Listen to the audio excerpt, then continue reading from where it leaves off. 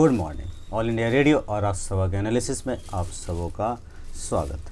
अगर all India radio के अंदर न्यूज़ की बात करें तो वही कोविड-19 के बारे में बात की गई है, कुछ खास इम्पोर्टेंट नहीं है।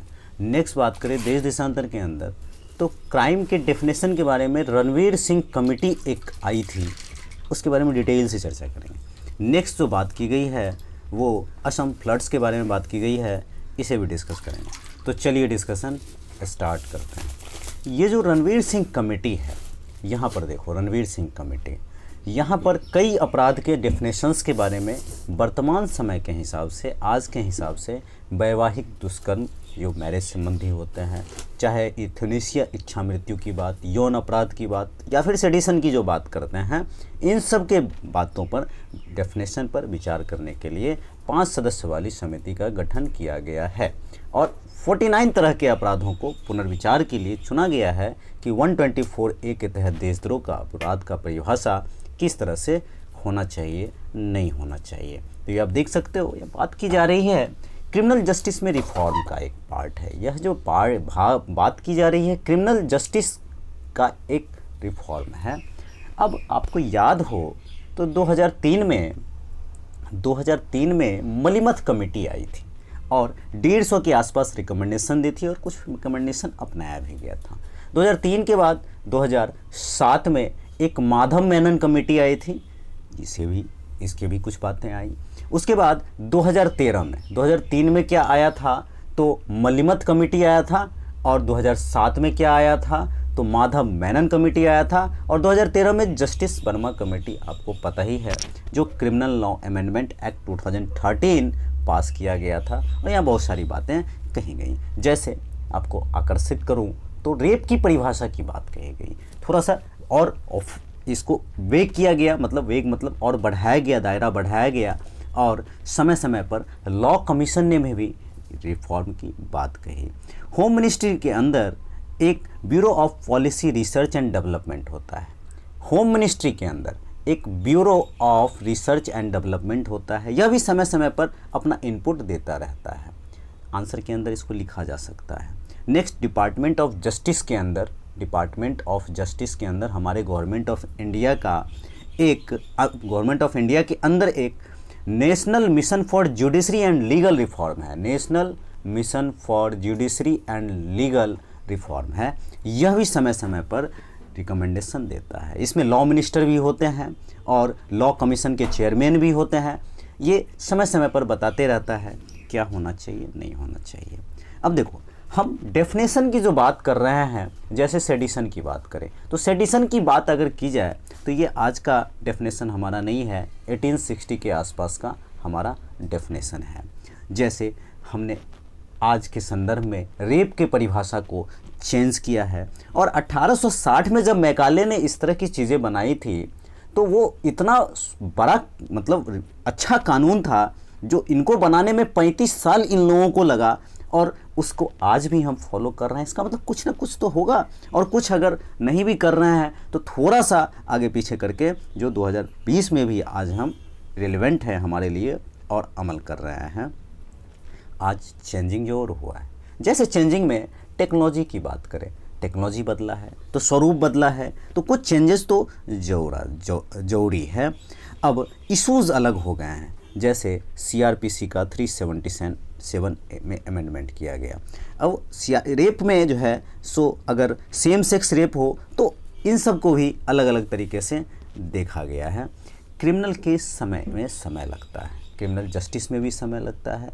हमारा जुडिशल सिस्टम इससे इम्प्रूव होगा। अब क्राउड भी एक प्रकार का क्राइम हो गया है, क्राउड में भी वायलेशन होता है। अपराधी बालिग है, नाबालिग है, इस पे भी दिक्कत है। और 124A की तो हम बात कर ही रहे हैं। अब IPC जो काम कर रहा है वाइड तो हुआ है, नई चीज़ें आई हैं। सुप्रीम कोर्ट ने भी इस बात को माना है कि मॉब लिंचिंग के लिए अलग तरह की कानून बनाने की ज़रूरत है। ऐसा नहीं है कि हमारे पास कानून नहीं है। जैसे एक नॉर्मल बात बताऊं, IPC की एक धारा है 82 और 83, इसमें 7 साल से जो कम बच्चे हैं इस पर कोई कानून की बात ही नहीं होती है। एक लार्जर इशू है, 7 साल से 12 तक में क्या होगा, एक बहुत बड़ा इशू है। आर्टिकल 20 हमारा क्या कहता है, हमारा आर्टिकल 38 यही कहता है कि बैक डेट में कोई कानून बना करके आप उसको लागू आज से नहीं कर सकते हो।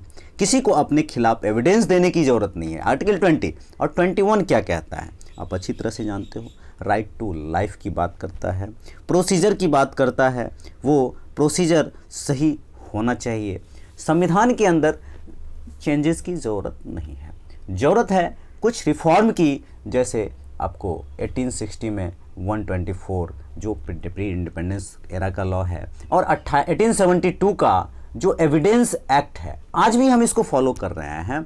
1973 में कुछ सीआरपीसी में 1973 में जो अमेंड किया गया 1861 के को रिप्लेस करके, लेकिन ज़्यादा चेंजेस नहीं हुआ क्योंकि वो सही था।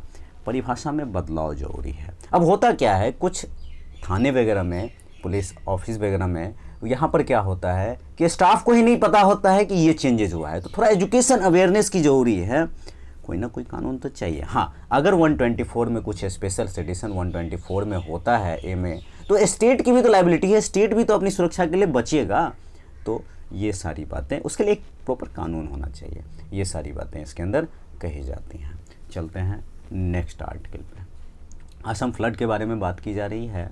लाइफ और प्रॉपर्टी का बहुत नुकसान, 40 लाख पीपुल हर साल का, ये आपको पता है। काजीरंगा नेशनल पार्क पूरा का पूरा डेमोग्राफिक, क्रॉप्स वगैरह का नुकसान, इंफ्रास्ट्रक्चर का नुकसान, पूरा इंटायर इंफ्रास्ट्रक्चर, सब कुछ। क्यों ऐसा होता है? Encroachment into the flood plains impeding the water flow of the Brahmaputra river का पानी आता है और इसके ट्रिब्यूटरीज का पानी आता है। मानसून भी एक इशू है, जो आपको याद हो तो इस तरह का अगर भारत है तो यहाँ से हवा चलती है, और इस जगह पे यहाँ पर गोरा खासी जयंती एक खड़ा कगार का एक पहाड़ी है, जहाँ पर ऊपर प्रेसिपिटेशन, हवा ऊपर चली जाती है, ऊपर की ओर चली जाती है, और ऊपर जा करके फिर प्रेसिपिटेशन करके इस बांग्लादेश में भारी बारिश करती है, और इसके बाद यहाँ से कुछ भाग इधर से निकल जाती है, और यहाँ पर नागा पटकाई बुम वगैरह जो है सो पहाड़ी है, इससे अंदर घुस जाती हैं। तो ये सारा कुछ इफेक्ट करता है, आप ज्योग्राफी में पढ़ते होंगे। Unstable river channel and large number of tributaries, यही बात है। ट्रॉपिकल रेन फॉरेस्ट क्लाइमेट है, और झूम कल्टीवेशन की बात होती है यहाँ पर। Silt accumulation the rivers, especially Barak river changes course, अपना अपना डायरेक्शन भी आजकल चेंज कर रही है। जिस तरह से हम लोग पॉल्यूशन वगैरह करते जा रहे हैं, क्लाइमेट के साथ छेड़ रहे हैं, वर्क कर रहे हैं। Climate changes and river changes pattern, climate change होगा तो रिवर का पैटर्न चेंज होगा। Periodically flood is going increase, ये बढ़ता जा रहा है। ग्लेशियर्स के पिघलना भी एक बहुत बड़ा कारण है। अब यहाँ पर बात की जाए तो एक second, wetland encroachment, flooding is natural and essential for fertile soil. हाँ, फ्लडिंग ये जरूरी है, फ्लडिंग भी आना, क्योंकि कुछ जगह को, जैसे गंगा का दोआब क्षेत्र वगैरह को बहुत ज़्यादा फ़ायदा पहुंचाता है। लेकिन अगर बहुत बड़ी मात्रा में, जैसा ही बिहार में भी आप देखो बहुत ज़्यादा नुकसान हो रहा है कोसी की वजह से।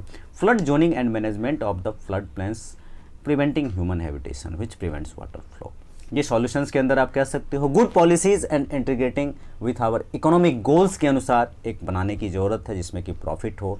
Flood control projects in the upper catchments area होना चाहिए। रिहेबिटेशन होना चाहिए, जिस तरह की बात हो रही है। Good forecasting of early warning system होना चाहिए।